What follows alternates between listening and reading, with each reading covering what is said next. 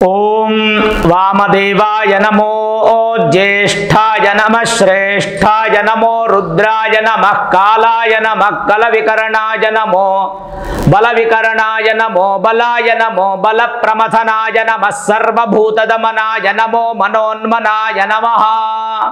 श्री गुरुभ्यो नमः। हरि ओम। ಆತ್ಮೀಯ ಪ್ರಿಯ ಪ್ರೇಕ್ಷಕ ಮಿತ್ರರೇ, ನಿಮ್ಮೆಲ್ಲರ ಜೀವನ ಸುಖಕರ, ಲಾಭಕರ, ಕ್ಷೇಮಕರವಾಗಿರಲಿ ಅಂತ ನನ್ನ ಆರಾಧ್ಯ ದೇವಿ ಹೊರನಾಡು ಅನ್ನಪೂರ್ಣೇಶ್ವರಿಯ ಪಾದಗಳಿಗೆ ನಮಸ್ಕರಿಸ್ತಾ, ಪ್ರಿಯ ಪ್ರೇಕ್ಷಕ ಮಿತ್ರರೇ, ಜ್ಯೋತಿರ್ಭೀಮೇಶ್ವರ ವ್ರತ, ಭೀಮನ ಅಮಾವಾಸ್ಯೆ ಅಂದು ಮಾಡುವಂತಹ ಪೂಜೆಯ ಬಗ್ಗೆ ಸಂಪೂರ್ಣ ಮಾಹಿತಿಯನ್ನ ಈ ವಿಡಿಯೋಲ್ಲಿ ನಾನು ಕೊಡ್ತೀನಿ. ಮುಖ್ಯವಾಗಿ ಮುತ್ತೈದೆಯರು ಹಾಗೂ ವಿವಾಹವನ್ನ ಮಾಡಿಕೊಳ್ಬೇಕಾಗಿರತಕ್ಕಂಥ ಹೆಣ್ಣು ಮಕ್ಕಳು ಹಾಗೂ ಮನೆಯಲ್ಲಿ ಪುಟ್ಟ ಪುಟ್ಟ ಹೆಣ್ಣು ಮಕ್ಕಳಿದ್ದರೂ ಕೂಡ ಪ್ರತಿಯೊಂದು ಹೆಣ್ಣು ಕೂಡ ಮಾಡುವಂತಹ ಅತ್ಯಂತ ವಿಶೇಷವಾದಂಥ ಒಂದು ವ್ರತ ಅಥವಾ ಪೂಜೆ ಜ್ಯೋತಿರ್ಭೀಮೇಶ್ವರ ವ್ರತ. ಈ ಭೀಮನ ಅಮಾವಾಸ್ಯೆ ಪೂಜೆನ ನಮ್ಮ ಸನಾತನ ಧರ್ಮದಲ್ಲಿ ಯಾವ ರೀತಿಯಾಗಿ ನಮಗೆ ತಿಳಿಸ್ಕೊಟ್ಟಿದ್ದಾರೆ. ಪತಿಯೇ ಪ್ರತ್ಯಕ್ಷ ದೈವ ಅಂತ ಹೇಳಿ ಹಿಂದಿನ ಕಾಲದಲ್ಲಿ ನಾವು ಹೇಳ್ತಿದ್ವಿ. ಈಗ ಸ್ವಲ್ಪ ಕಡಿಮೆ ಆಗಿದೆ.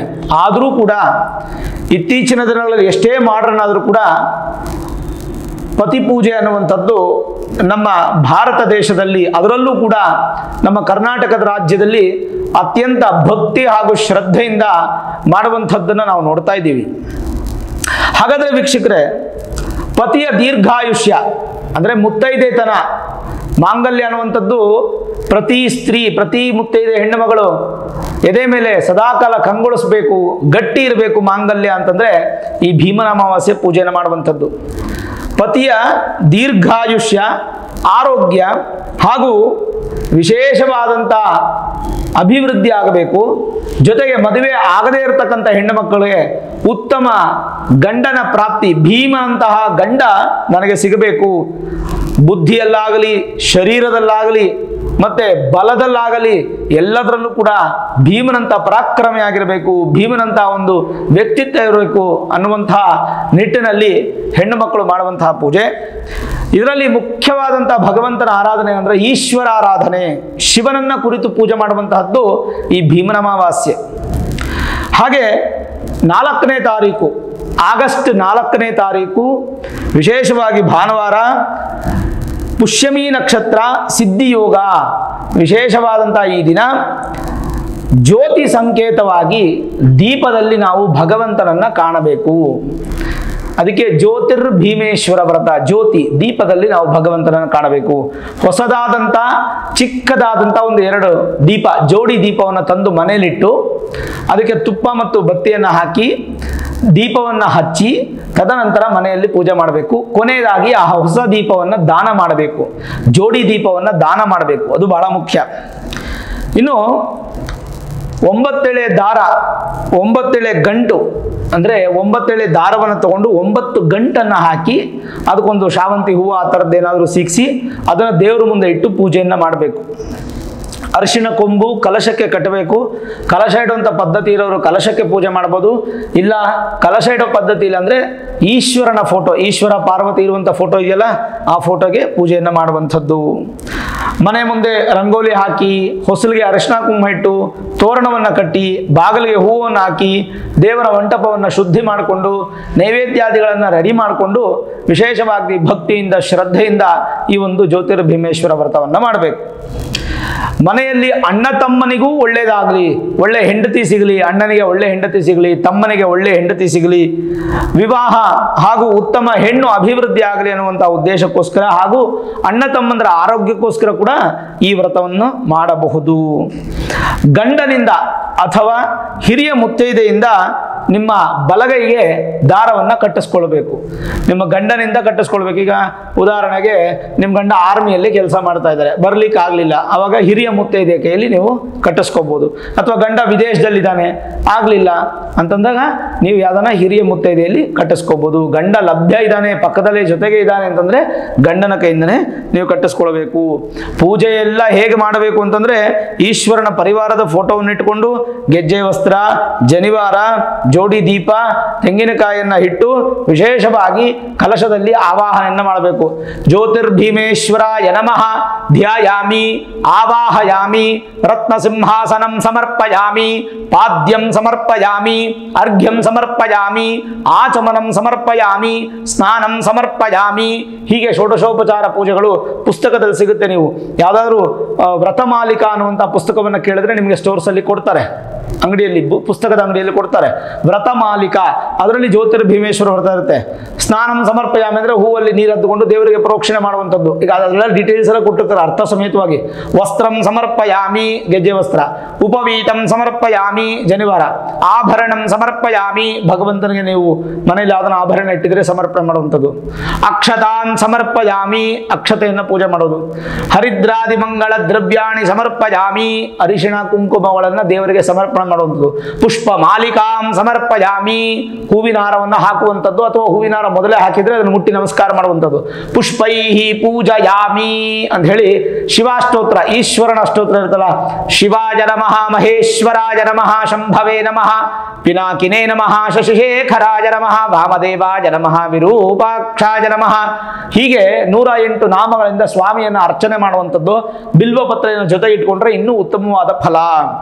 ನಾನಾ ವಿಧ ಪತ್ರಗಳು ಪುಷ್ಪಗಳಿಂದ ಭಗವಂತನನ್ನು ಅರ್ಚಿಸಬೇಕು. ಹೀಗೆ ಮಾಡಿ ಧೂಪವನ್ನು ಅಂದರೆ ಗಂಧದ ಕಡ್ಡಿಯನ್ನು ತೋರಿಸಿ ಧೂಪ ದೀಪವನ್ನು ಮಾಡಿ ನೈವೇದ್ಯವನ್ನು ಮಾಡುವಂಥದ್ದು. ನೈವೇದ್ಯಕ್ಕೆ ಬಹಳ ವಿಶೇಷವಾಗಿ ಮನೆಯಲ್ಲಿ ಅನ್ನವನ್ನು ಮಾಡುವಂಥದ್ದು. ಅಂದರೆ ಉಪವಾಸ ಇದ್ದೇ ಇರಬೇಕು. ನೀವು ಅನ್ನವನ್ನು ನೀವು ಮಾಡಿ ನೈವೇದ್ಯ ಮಾಡಿ ತಿನ್ಬಿಡೋದಲ್ಲ. ಉಪವಾಸ ಇದ್ದು ಗಂಡನ ಪೂಜೆ ಮಾಡಿ ಮುತ್ತೈದೆಗೆ ಅರಶಿನ ಕುಂಕುಮ ಇಟ್ಟು ಯಾರಿಗಾದ್ರೂ ಅತಿಥಿ ಸತ್ಕಾರ ಮಾಡಿಸಿ ಅದಾದಮೇಲೆ ನೀವು ಊಟವನ್ನು ಮಾಡಬೇಕು. ಅದು ವಿಶೇಷವಾಗಿರ್ತಕ್ಕಂಥ ವಿಚಾರ. ಏನೇನು ಮಹಾ ನೈವೇದ್ಯವನ್ನು ಮಾಡಿರ್ತೀರೋ, ಯಾರು ಈರುಳ್ಳಿ ಹಾಕಲ್ಲ ಬೆಳ್ಳುಳ್ಳಿ ಹಾಕಲ್ಲ ಹಬ್ಬದ ದಿನ, ಏನೇನು ಮಾಡಿರ್ತೀರೋ ಸಿಹಿ ಪಾಯಸ ಆಗ್ಬೋದು, ಚಿತ್ರಾನ್ನ ಆಗ್ಬೋದು, ಅನ್ನ ಸಾರು ಪಲ್ಯ ಪ್ರತಿಯೊಂದನ್ನು ಕೂಡ ಭಗವಂತನ ಮುಂದೆ ಒಂದು ಎಲೆ ಹಾಕಿ ಅದನ್ನಿಟ್ಟು ನೈವೇದ್ಯವನ್ನು ಮಾಡುವಂಥದ್ದು. ನೈವೇದ್ಯ ಆದಮೇಲೆ ಮಹಾಮಂಗಳಾರತಿ ನೀರಾಜನಂ ದರ್ಶಯಾಮಿ ಮಂಗಳಾರತಿನ ತಗೊಂಡು ಪ್ರದಕ್ಷಿಣ ನಮಸ್ಕಾರಾನ್ ಸಮರ್ಪಯಾಮಿ 3 ಪ್ರದಕ್ಷಿಣೆ ಮಾಡಿ ನಮಸ್ಕಾರವನ್ನು ಮಾಡಿ ಪ್ರಾರ್ಥನೆ ಮಾಡುವಂಥ ಅಕ್ಷತೆ ನೀರನ್ನು ಅರ್ಘ್ಯ ಪಾತ್ರೆಗೆ ಬಿಟ್ಟು ಭಗವಂತನನ್ನು ನೆನೆಸಿ ಆ ಗಂಡನ ಪೂಜೆಯನ್ನು, ಗಂಡನಿಗೆ ಪಾದ ಪೂಜೆಯನ್ನು ಮಾಡಿ ವಿಶೇಷವಾಗಿ ಆ ದಾರವನ್ನು ಕಟ್ಟಿಸ್ಕೊಳ್ಳುವಂಥದ್ದು. ಇದಿಷ್ಟು ಪೂಜೆಯ ವ್ರತದ ಕಥೆಗಳಾದರೆ, ಈ ಒಂದು ಕಥಾ ಸಾರಾಂಶ ಹೇಗಿದೆ, ಹಿಂದಿನ ಕಾಲದಲ್ಲಿ ಈ ವ್ರತವನ್ನು ಯಾಕೆ ಮಾಡಿದ್ರು, ಈ ವ್ರತ ಯಾಕೆ ಮಾಡಬೇಕು ಅನ್ನುವಂಥದ್ದನ್ನು ನಾನು ನಿಮಗೆ ತಿಳಿಸ್ಕೊಡ್ತೀನಿ. ಸೌರಾಷ್ಟ್ರ ದೇಶ ಅನ್ನುವಂಥ ಅದ್ಭುತವಾದಂಥ ದೇಶ ಇದೆ. ಈಗ ಸೌರಾಷ್ಟ್ರ ದೇಶ ಗುಜರಾತ್ ಕಡೆಗೆ ಬರುತ್ತೆ. ನಿಮಗೆ ಎಷ್ಟು ರಾಜ್ಯಗಳಿತ್ತು ಅಂತಂದರೆ ಆ ಕಾಲದಲ್ಲಿ ನಾವೀಗ ಹೇಳ್ತೀವಲ್ಲ 32 states 35 states 29 states Indian territory ಎಲ್ಲ ಸೇರ್ಕೊಂಡು ಇಷ್ಟು ಸ್ಟೇಟ್ಸ್ ಇದೆ ಅಂತ ಹೇಳಿ ಹೇಳ್ತೀವಲ್ಲ, ಆ ಕಾಲದಲ್ಲಿ 60 ದೇಶಗಳಿತ್ತು. 60 ದೇಶಗಳು, 60 ಕಂಟ್ರೀಸ್ ಇತ್ತು. ಯಾವ್ಯಾವುದು? ಅಂಗ ವಂಗ ಕಳಿಂಗ ಕಾಶ್ಮೀರ ಕಾಂಬೋಜ ಕಾಮರೂಪ ಸೌವೀರ ಸೌರಾಷ್ಟ್ರ. ಸೌರಾಷ್ಟ್ರ ಬಂತಲ್ಲ. ಮಹಾರಾಷ್ಟ್ರ, ಬಂಗಾಳ, ನೇಪಾಳ, ಮಲಯಾಳ, ಕೋಸಲ, ಕುಂತಲ, ಸ್ವಾಲ, ಜ್ವಾಲ, ಮಗಧ, ಮಾಗಧ, ಮಾಳವ, ಮತ್ಸ್ಯ, ವತ್ಸ, ಮದ್ರ, ಸೈಂಧು, ಸಿಂಧು, ವಾದ್ರಿ, ಲಾಟ, ವರಾಟ, ಕರ್ನಾಟಕ, ದ್ರವಿಡ, ದ್ರಾವಿಡ, ಪಾಂಡ್ಯ, ಪುರೀಂದ, ಪಾರಶೀಕ, ಬಾಹ್ಲೀಕ, ಬರ್ಬರ, ವಿದರ್ಭ, ಕೇಕಯ, ಕುರು, ಕಿರಾತ, ದಶಾರ್ಣ, ಹೂಣ, ಟೇಂಕಣ, ಕೊಂಕಣ, ಯವನ, ಶೂರಸೇನ, ಘೂರ್ಜರ, ವಿಧೇಹಿ, ಚೇದಿ, ಭೋಜಾವಂತ್ಯಾಖ್ಯ, ಷಟ್ಪಂಚಾಶದ್ದೇಶ ಪೀಠ ಸಮಲಂಕೃತೆ ಅಂತ ಹೇಳಿ ಹಿಂದಿನ ಕಾಲದಲ್ಲಿ ಮಹಾಸಂಕಲ್ಪದಲ್ಲಿ ಬರುತ್ತದೆ. ಅದರಲ್ಲಿ ಸೌರಾಷ್ಟ್ರ ಅನ್ನುವಂಥದ್ದು ಒಂದು ವಿಶೇಷವಾದ ದೇಶ. ಅಂಗ ವಂಗ ಕಳಿಂಗ ಕಾಶ್ಮೀರ ಕಾಂಬೋಜ ಕಾಮರೂಪ ಸೌವೀರ ಸೌರಾಷ್ಟ್ರ 8ನೇ ದೇಶ ಆಗಿತ್ತು. ಅಂತಹ ಸೌರಾಷ್ಟ್ರ ದೇಶದಲ್ಲಿ ವಜ್ರಬಾಹು ಅನ್ನುವಂತಹ ಮಹಾರಾಜ ಕುಟುಂಬ ಸಮೇತವಾಗಿ ಧರ್ಮದಿಂದ ರಾಜ್ಯಭಾರವನ್ನು ಮಾಡ್ತಾ ಇರ್ತಾನೆ. ತನ್ನ ದೇಶದಲ್ಲಿ ಅಧರ್ಮ ಅನ್ನುವಂಥದ್ದಿರಲ್ಲ, ಯಾರಿಗೂ ಕೂಡ ಯಾವುದೇ ಥರದ ಬರ ಇರೋದಿಲ್ಲ. ರೈತರು, ವ್ಯಾಪಾರಿಗಳು, ಬಡವರು ಎಲ್ಲರೂ ಕೂಡ ಸಂತೋಷದಿಂದ ಆರೋಗ್ಯಪೂರ್ಣವಾದ ಜೀವನವನ್ನು ಮಾಡಿ ಸಂತಾನೋತ್ಪತ್ತಿಗಳನ್ನು ಮಾಡಿಕೊಂಡು ಸುಖದಿಂದ ನೆಮ್ಮದಿಯಿಂದ ಜೀವನ ಮಾಡ್ತಾ ಇರ್ತಾರೆ. ಮುದ್ದಾದ ಒಂದು ಮಗ ಹುಟ್ಟುತ್ತಾನೆ. ಯಾರಿಗೆ? ವಜ್ರಬಾಹು ರಾಜನಿಗೆ ಮುದ್ದಾದ ಒಂದು ಮಗ ಹುಟ್ಟುತ್ತಾನೆ. ಆ ಮಗ ಹುಟ್ಟಿದ ಮೇಲೆ ತುಂಬ ಚಾಣಾಕ್ಷನಾಗಿರ್ತಾನೆ, ಅದ್ಭುತವಾದಂತಹ ಸೌಂದರ್ಯವನ್ನು ಹೊಂದಿರ್ತಾನೆ.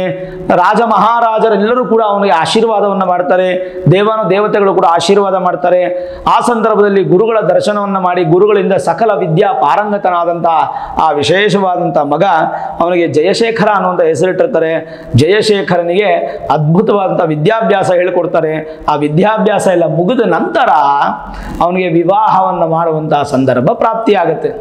ಮದುವೆ ಮಾಡಬೇಕು, ಹೆಂಡತಿ ಜೊತೆ ಮಾತಾಡಿಕೊಂಡು ಸರಿ ಆಯಿತು ನಮ್ಮ ಮಗನಿಗೆ ಮದುವೆ ಮಾಡೋಣ ಅಂತ ಡಿಸೈಡ್ ಮಾಡ್ತಾರೆ.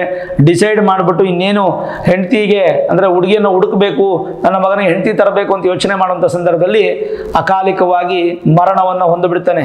ಜಯಶೇಖರ ಸತ್ತು ಹೋಗ್ಬಿಡ್ತಾನೆ, ಲೋಕವನ್ನು ತ್ಯಜಿಸಿಬಿಡ್ತಾನೆ.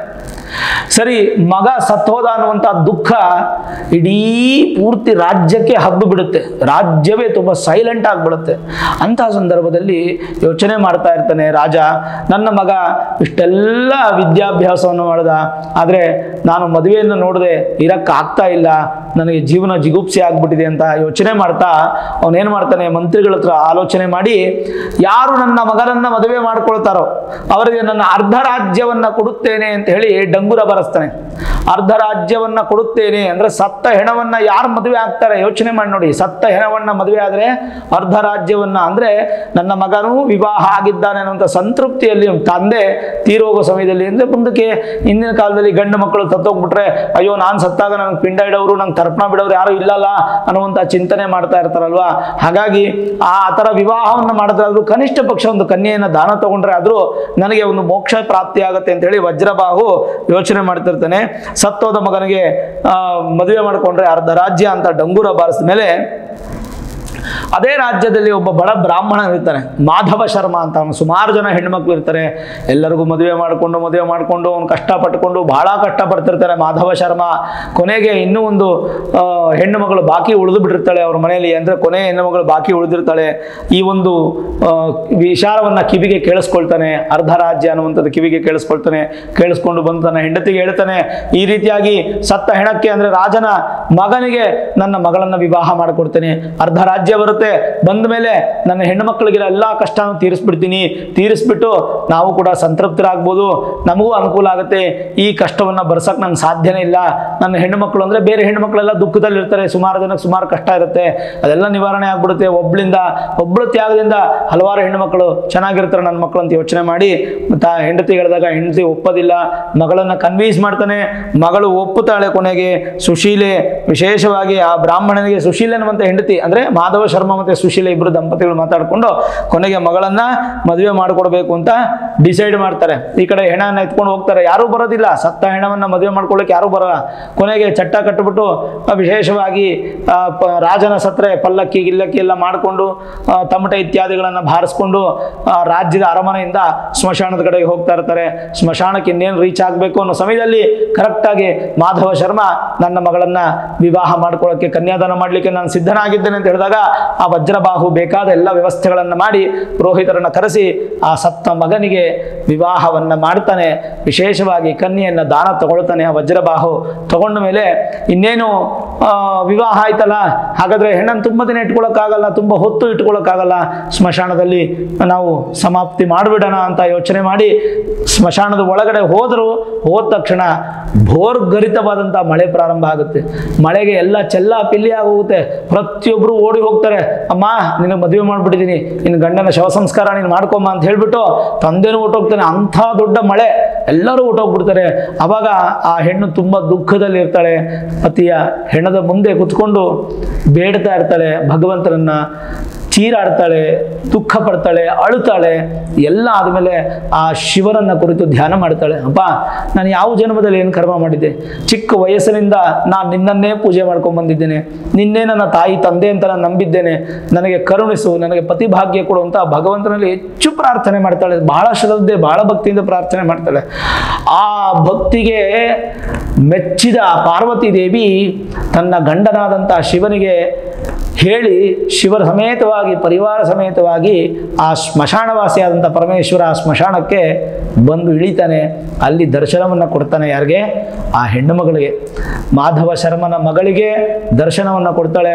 ಅಪ್ಪ ಭಗವಂತ, ನಾನು ಮದುವೆ ಆಗಿದ್ದೇನೆ, ಸತ್ತು ಹೋದ ಹೆಣವನ್ನು ಮದುವೆ ಆಗಿದ್ದೇನೆ, ನನ್ನ ಗಂಡ ನನಗೆ ಬೇಕು ತಂದೆ, ನನ್ನನ್ನು ಉಳಿಸು, ನನ್ನನ್ನು ಬೆಳೆಸು, ನಿನ್ನ ಪಾದವೇ ನನಗೆ ಶರಣು ಅಂತ ಹೇಳಿ ಆ ಸ್ವಾಮಿ ಕುರಿತು ನಮಸ್ಕಾರ ಮಾಡಿದಾಗ ಆಗ ವಿಶೇಷವಾಗಿ ಆ ಶಿವನನ್ನು ಕುರಿತು ತಪಸ್ಸು ಮಾಡಿ ಭಕ್ತಿಯಿಂದ ಬೇಡಿದ್ರಿಂದ ಆ ಪರಮಾತ್ಮ ಪರಮೇಶ್ವರ ಆ ಜಯಶೇಖರನಿಗೆ ಅಂದರೆ ಸತ್ತೋದ ಹೆಣಕ್ಕೆ ಜೀವವನ್ನು ಕೊಡ್ತಾನೆ. ಜೀವವನ್ನು ಕೊಟ್ಟು ಅವತ್ತಿನ ದಿನ ಅಮಾವಾಸ್ಯೆ ಆಗಿರುತ್ತೆ, ಆಷಾಢ ಅಮಾವಾಸ್ಯೆ ಆಗಿರುತ್ತೆ. ತುಂಬ ಗಾಢ ಕತ್ತಲು. ಅಂದು ಆ ಪರಮೇಶ್ವರ ಜೀವವನ್ನು ಕೊಡ್ತಾನೆ. ಆ ಒಂದು ವಿಶೇಷವಾದಂಥ ಸಂದರ್ಭವನ್ನು ನೆನೆಸ್ಕೊಂಡಾಗ ಮೈ ಜುಮ್ಮನತೆ ವೀಕ್ಷಕರೇ. ಎಲ್ಲ ಹೆಣ್ಣುಮಕ್ಕಳು ಮಾಡಬೇಕು, ಇದನ್ನು ತಪ್ಪದೇ ಮಾಡಿ.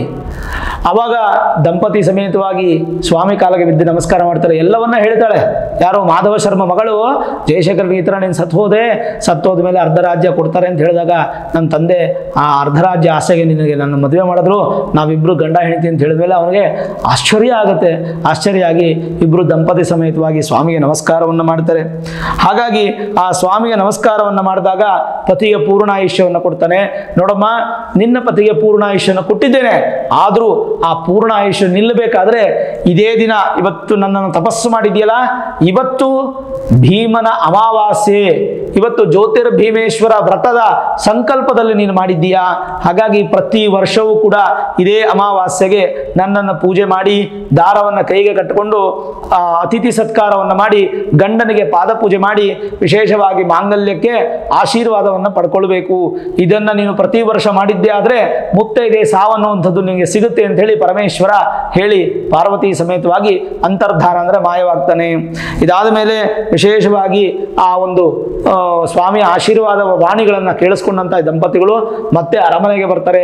ಬಂದಾಗ ಎಲ್ಲರಿಗೂ ಆಶ್ಚರ್ಯ, ವಜ್ರಬಾಹುಗೆ ಆಶ್ಚರ್ಯ, ಹೇಗೆ ನನ್ನ ಮಗ ಸತ್ತಿದ್ದವನು ಬದುಕಿದ ಅಂತ ಹೇಳಿದಾಗ ಎಲ್ಲ ವೃತ್ತಾಂತವನ್ನು ಹೇಳಿದಾಗ ಆ ವಜ್ರಬಾಹು ಸಾಕ್ಷಾತ್ ತನ್ನ ಸೊಸೆಗೆ ಕಾಲಿಗೆ ನಮಸ್ಕಾರ ಮಾಡ್ತಾನೆ. ಅಮ್ಮ, ನೀನು ನನ್ನ ದೇವತೆ, ಈ ಒಂದು ಅರಮನೆಯ ಮಹಾರಾಣಿ, ನೀನು ನನ್ನ ದೇವತೆ, ನೀನು ನನ್ನ ಮಗನ ಪ್ರಾಣ ಉಳಿಸಿದಂಥ ದೇವತೆ. ಈ ಮುಂದೆ ಈ ಒಂದು ರಾಜ್ಯವನ್ನು ನೀವಿಬ್ಬರು ಸಂಪೂರ್ಣವಾಗಿ ಆಳಿ ನನ್ನ ಪಿತೃಕಾರ್ಯ ಅಂದರೆ ನಾನು ಸತ್ತ ಮೇಲೆ ನನ್ನ ಕಾರ್ಯ ಮಾಡೋದಕ್ಕೆ ನನಗೆ ಮಗನಿಲ್ಲ ಅಂತ ಯೋಚನೆ ಮಾಡ್ತಿದ್ದೆ. ನಿನ್ನ ದಯೆಯಿಂದ ನನ್ನ ಮಗನಿಗೆ ಜೀವ ಬಂತು. ಹಾಗಾಗಿ ನೀನೇ ನನ್ನ ಪಾಲಿನ ದೇವತೆ ಅಂತ ಹೇಳಿ ಆ ಸೊಸೆಯನ್ನ ದೇವತೆಯಾಗಿ ಇಟ್ಕೊಂಡು ರಾಜ್ಯಭಾರವನ್ನು ಆಳೋದಕ್ಕೋಸ್ಕರ ಮಗನಿಗೆ ಸೊಸೆಗೆ ಅದನ್ನ ಒಪ್ಪಿಸ್ತಾರೆ. ಈ ರೀತಿಯಾಗಿ ಆ ಅನಾದಿ ಕಾಲದಿಂದಲೂ ಕೂಡ ಇವತ್ತಿನವರೆಗೆ ಪ್ರತಿಯೊಂದು ಮನೆಯಲ್ಲೂ ಕೂಡ ಈ ಭೀಮನ ಅಮಾವಾಸ್ಯೆ, ಆಷಾಢ ಅಮಾವಾಸ್ಯೆಯಲ್ಲಿ ಜ್ಯೋತಿರ್ಭೀಮೇಶ್ವರ ವ್ರತವನ್ನ ಈಶ್ವರನ ಫೋಟೋ ಭಾವಚಿತ್ರಕ್ಕಾಗಲಿ ಅಥವಾ ಕಲಶವನ್ನು ಇಟ್ಟು ಪೂಜೆ ಮಾಡುವಂತಹ ಆಗಲಿ ಪದ್ಧತಿಯನ್ನು ತಗೊಂಡು ಈ ವ್ರತವನ್ನ ಸಂಪೂರ್ಣವಾಗಿ ಹೆಣ್ಣು ಮಕ್ಕಳು ಪ್ರತಿ ವರ್ಷವನ್ನ ಮಾಡ್ತಾ ಇಹಲೋಕದಲ್ಲಿ ಬೇಕಾದ ಸಮಸ್ತ ಸುಖ ಸೌಖ್ಯಗಳನ್ನು ಅನುಭವಿಸಿ ಅಂತ್ಯಕಾಲದಲ್ಲಿ ಸಾಕ್ಷಾತ್ ಪರಮೇಶ್ವರನ ಒಂದು ಲೋಕಕ್ಕೆ ಸೇರ್ತಾರೆ ಅನ್ನುವಂಥದ್ದು ಮಹಾ ವಿಶೇಷವಾಗಿರ್ತಕ್ಕಂಥ ವೈಭವಪೇತವಾದಂಥ ಒಂದು ವಿಚಾರ. ಹಾಗಾಗಿ ನೀವು ನಿಮ್ಮ ಮನೆಯಲ್ಲಿ ಈ ಒಂದು ವ್ರತವನ್ನು ಶ್ರದ್ಧೆಯಿಂದ ಭಕ್ತಿಯಿಂದ ಮಾಡಿ, ಈ ವ್ರತವನ್ನು ನಾನು ಸಂಪಾದನೆ ಮಾಡ್ತಾ ಇದ್ದೀನಿ, ನನ್ನ ಗಂಡನ ಸಂಪಾದನೆ ಮಾಡ್ತಾ ಇದ್ದೇನೆ, ನಾನೇ ಅವನ ಕಾಲು ಮುಟ್ಟಬೇಕು, ಈ ಥರದೆಲ್ಲ ಏನು ಭಾವನೆ ಮಾಡಬೇಡಿ. ನಿಮ್ಮ ಗಂಡನಿಗೆ ವರ್ಷಕ್ಕೊಮ್ಮೆ ಈ ಒಂದು ಪೂಜೆಯನ್ನು ಮಾಡೋದ್ರಿಂದ ಆ ಮನಸ್ಸಿಗೂ ಸಂತೃಪ್ತಿ ಆಗುತ್ತೆ. ಏನಾದರೂ ನಿಮಗೆ ಆ ಒಂದು ಸಂದರ್ಭದಲ್ಲಿ ಆಶೀರ್ವಾದ ಮುಖಾಂತರವಾಗಿ ಸಿಗುತ್ತೆ. ಆ ಒಂದು ವಿಶೇಷವಾದಂಥ ಸಂದರ್ಭ ನಿಮಗೆ ಒಲಿಲಿ ಅಂತ ನಾನು ಕೂಡ ಪ್ರಾರ್ಥನೆ ಮಾಡ್ತೀನಿ. ಒಳ್ಳೆಯದಾಗಲಿ. ಈ ಒಂದು ವ್ರತವನ್ನು ಕೇಳಿದ್ದೀರಾ, ಇದೊಂದು ಶ್ರದ್ಧೆಯಿಂದ ಭಕ್ತಿಯಿಂದ ಶಾಸ್ತ್ರೀಯವಾಗಿ ಒಂದು ವ್ರತವನ್ನು ಮಾಡಿ, ಖಂಡಿತ ಭಗವಂತ ನಿಮಗೆ ಒಳ್ಳೇದು ಮಾಡ್ತಾನೆ. ನೀವೊಬ್ಬರೇ ವ್ರತ ಮಾಡಿದ್ರೆ ಸಾಕ, ಈ ವ್ರತವನ್ನು ಬೇರೆಯವ್ರು ಮಾಡಬೇಕಲ್ಲ. ನಿಮ್ಮ ಅಣ್ಣ ತಂಗಿಯರು, ಅಕ್ಕ ತಮ್ಮಂದರು ಯಾರ್ಯಾರಿದ್ರೆ ಎಲ್ಲರಿಗೂ ಸೆಂಡ್ ಮಾಡಿ, ಅಥವಾ ನಿಮ್ಮ ಸ್ನೇಹಿತರಿಗೆ ಎಲ್ಲರಿಗೂ ಕಳಿಸ್ಕೊಡಿ. ಯಾರು ವ್ರತವನ್ನು ಇಚ್ಛೆಯಿಂದ ಮಾಡ್ತಾರೋ ಅಂಥವರೆಲ್ಲ ಮಾಡಲಿ. ಪತಿಯ ಆರೋಗ್ಯ ಕೆಟ್ಟಿದ್ರು ಕೂಡ ಇದನ್ನ ಮಾಡುವಂಥದ್ದು ವಿಶೇಷವಾದಂಥ ಸಂದರ್ಭ. ಈ ವಿಡಿಯೋ ಇಷ್ಟ ಆಗಿದ್ರೆ ಲೈಕ್ ಮಾಡಿ, ಶೇರ್ ಮಾಡಿ, ಮುಖ್ಯವಾಗಿ ನಮ್ಮ ಚಾನೆಲ್ಗೆ ಸಬ್ಸ್ಕ್ರೈಬ್ ಮಾಡಿ, ಬೆಲ್ ಐಕಾನ್ ಅನ್ನು ಪ್ರೆಸ್ ಮಾಡಿ.